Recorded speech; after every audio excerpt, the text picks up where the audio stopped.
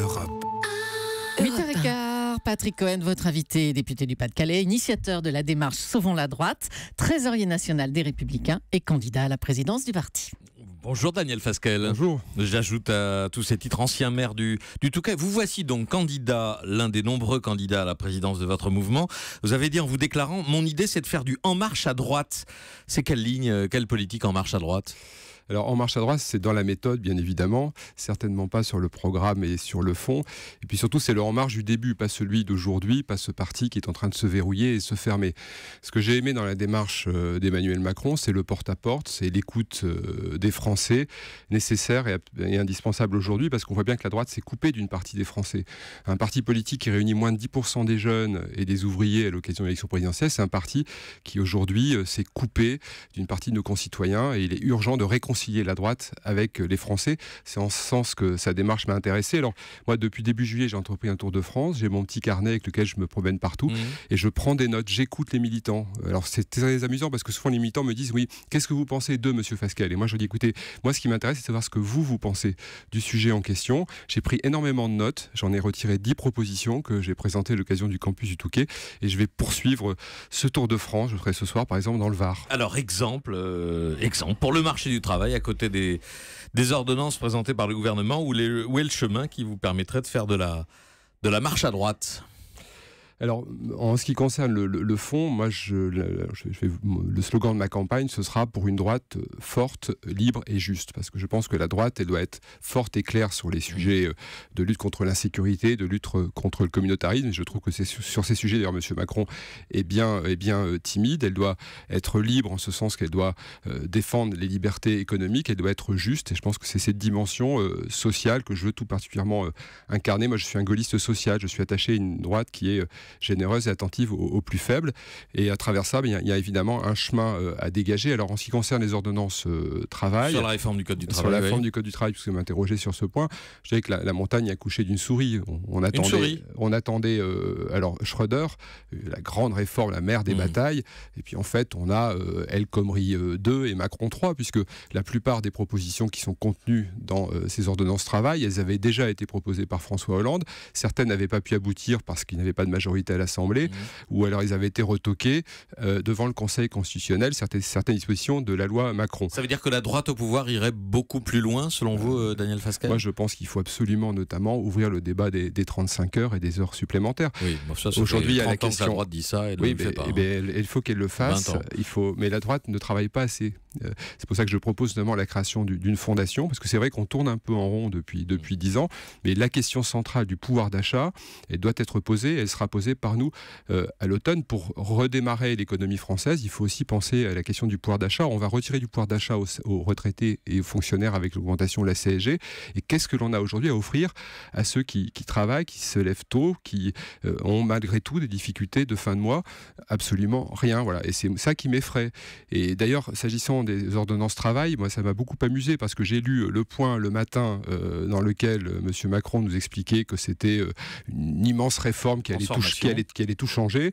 Et puis l'après-midi et le lendemain, vous avez son Premier ministre, enfin on a l'habitude maintenant qu'ils se contredisent, le Premier ministre qui dit oui, mais vous savez, attention, c'est pas forcément avec ça qu'on va lutter contre le chômage de masse. Alors il faut savoir, soit c'est la mère des batailles, la grande réforme qu'on attendait tous, ou soit c'est une réforme et qui sera insuffisante. Moi je pense qu'elle sera très insuffisante et on va certainement pas redonner du pouvoir d'achat aux salariés, alors que c'est ce qu'ils réclament, mais on va certainement pas lutter contre le chômage de masse avec une réforme qui par ailleurs est nécessaire, mais voilà, qui ne va pas tout bouleverser, tout changer, alors qu'on aurait besoin de vraies réformes en profondeur que nous allons nous proposer. Autre point de clivage dans votre famille politique, Daniel Fasquelle, la droite que vous rêvez d'incarner, est-ce qu'elle serait souverainiste ? Est-ce que l'avenir des Républicains passe par une forme de souverainisme anti-européen ?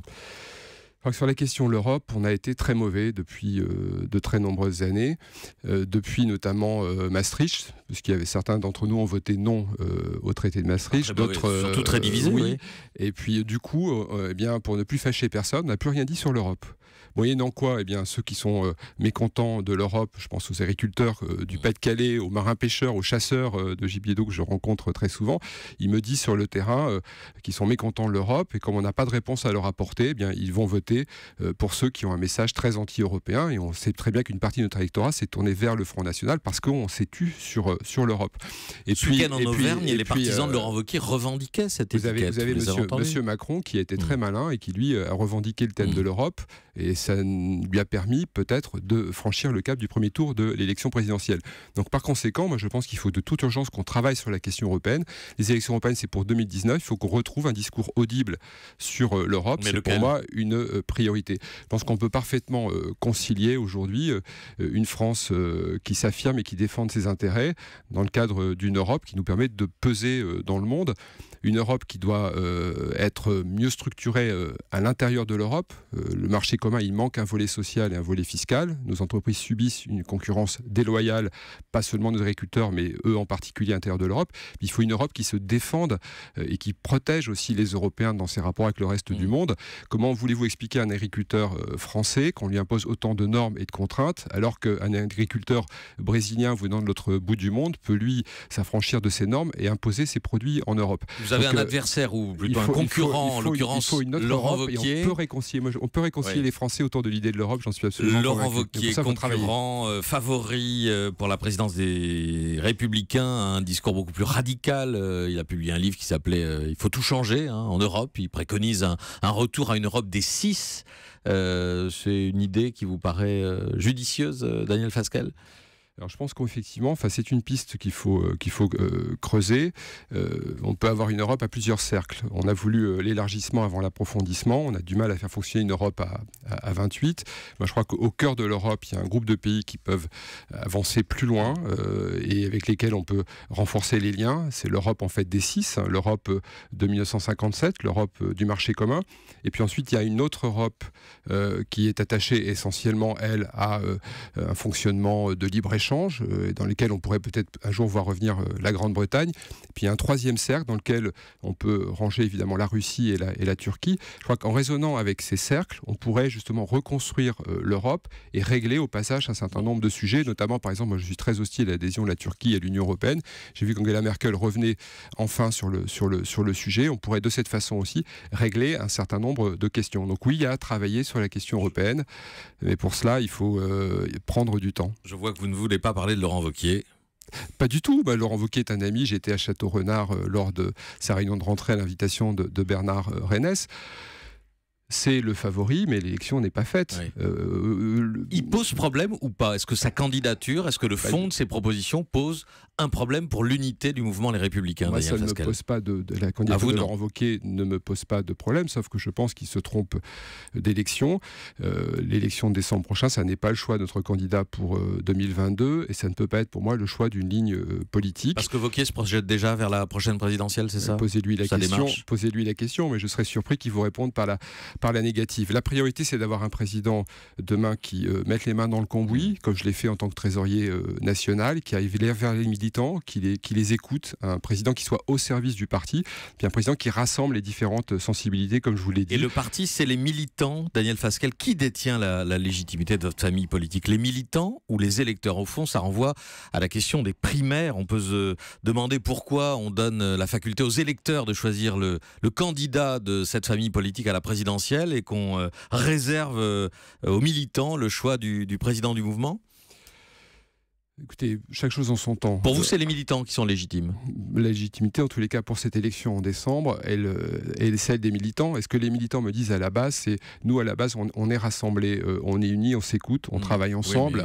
Oui, mais ils sont beaucoup moins nombreux que les électeurs. Au sommet, vous êtes divisés. Mais chaque chose en son temps, justement. Moi, je suis hostile à une primaire ouverte à laquelle les électeurs de gauche pourraient demain participer. Mais aujourd'hui, ça n'est pas le temps du choix de notre candidat pour 2022. Ne transformons pas notre parti en écurie présidentielle. Ça, les militants n'en veulent pas.